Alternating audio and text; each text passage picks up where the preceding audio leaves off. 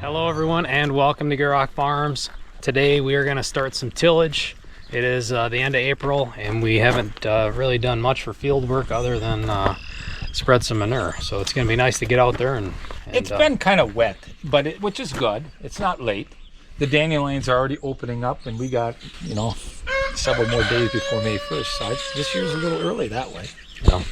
Anyways, we got the 7810 John Deere, Dad's big tractor, and then we have the turbo till here hooked on, and we're gonna go turbo till some chisel plow ground, right? Yeah, I did the chisel plowing in the fall, and typically if you do tillage in the fall, that ground will dry out, or you'll be able to go a little sooner in the spring versus land that hasn't been opened up yet. But typically what I do is anything I'm going to seed down in the spring, it all got manured. I try to put more of the bedding manures on those fields, just kind of more of a mulch, because the corn stalks were all took off and everything in the fall. It's supposed to rain tonight and tomorrow, but whether it does or not, with the no-till drill, that's not going to be a problem drilling into that after it dries out again. But we're going to get that groomed up. It's time to get going, and then we're going to start thinking about the corn ground and stuff. But all we did with corn, dug out the planters. You got yours ready, I got mine ready, so we're just kind of waiting for better time. For those of you that are new to the channel, this is the Great Plains Turbo Max. This was purchased, what, 3 years? 3-4 years now. Three or 4 years ago, and it's a 12-footer. And that's what the 1200 stands for. And they make the same, I think pretty much the same framework. It's a 15-foot. And then there is, of course, bigger. And then I think there's a size smaller. There's maybe an 8-foot. They pull really hard. And I think simply because you got 2 gangs plus all the rolling baskets. You got a lot in the ground. A lot of ground contact. That'll swing, and these will turn. So basically, whatever clumps come off of that, it's kind of breaking it up. And then, of course, these will spin over the top. And there's some spring pressure here, some adjustments, depending on how much. The theory is they don't want all this stuff to be lifting the machine. They want these things to do the work. And then these gangs, there's a cylinder here, so you can set your angle. Aggressive to, and it's more degrees. I don't know, I gotta look at the gauge here. How many degrees? I think we're straight ahead right now. We're straight now, but it goes up to 6 degrees, so you can change that. And the more it's changed, the harder it'll pull, the more damage it'll do. And 6 degrees doesn't sound like a lot, but it's a lot. It's noticeable. It can be. So I don't know if our disc is maybe set at that, but again, those are smooth blades. You only got two sets of gangs. There's not all that other stuff. This will pull a lot harder.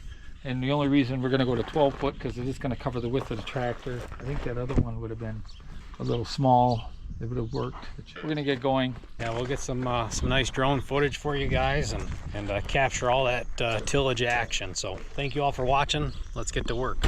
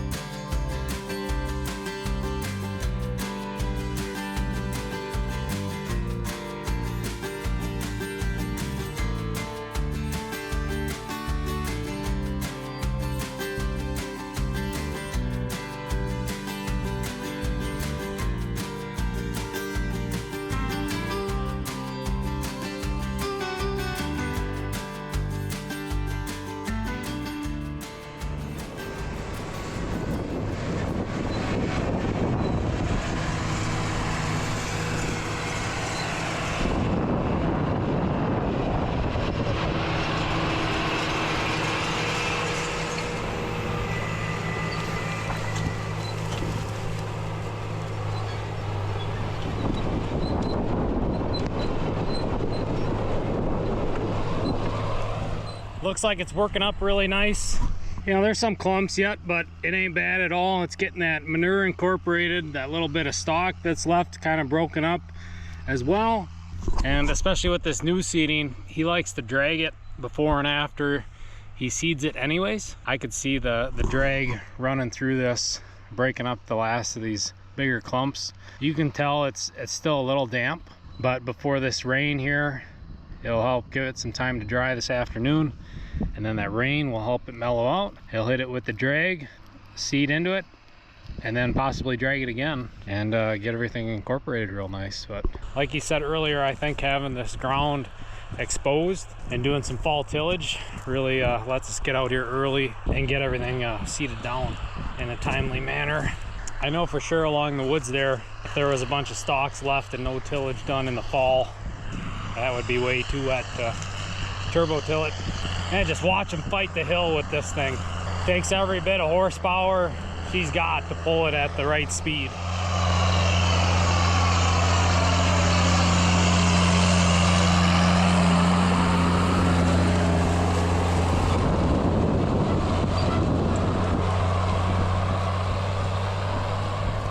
The top is dry. You can see that by the dust. Under that top layer, there's still plenty of moisture.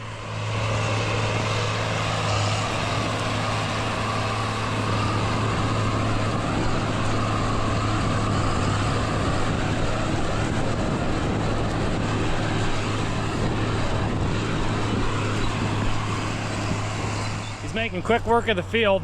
He's probably about halfway already. We'll let you guys ride along with him for a little bit and then get the drone back up in the air. But midway through the video, I want to remind you guys to check us out, GierokFarms.com. Get yourself a hat or a t-shirt. I pack the orders myself. Also, hit that subscribe button if you haven't already.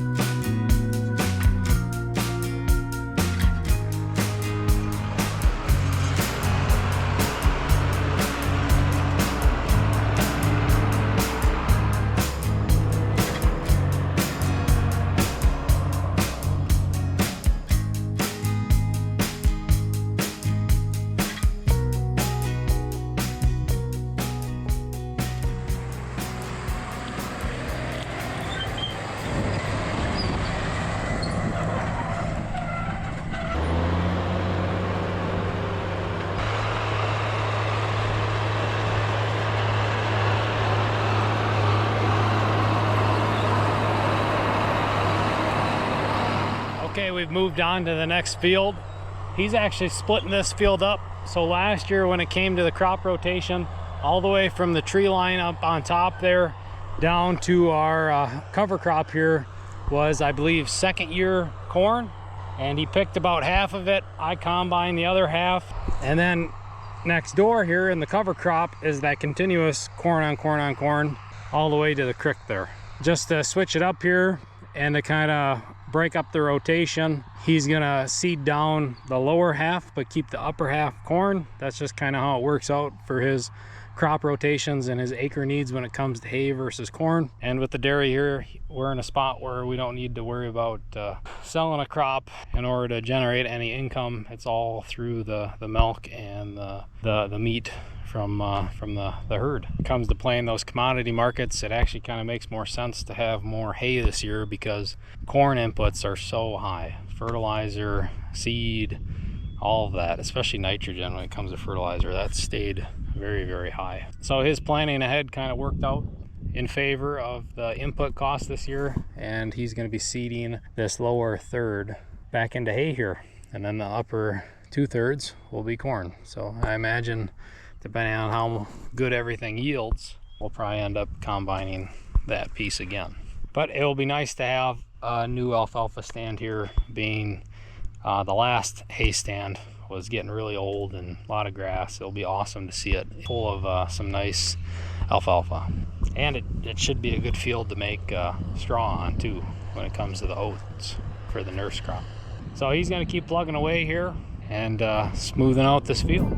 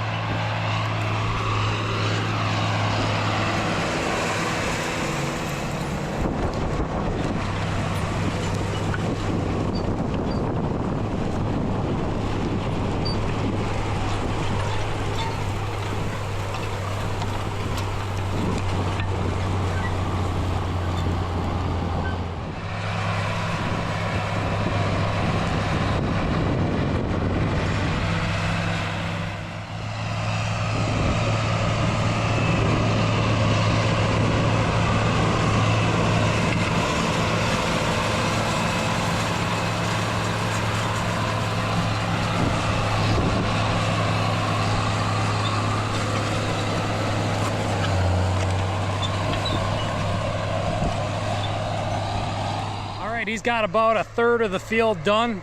All he's got left is the center, some of the easier stuff other than trying to climb the hill, but should be smooth sailing now here.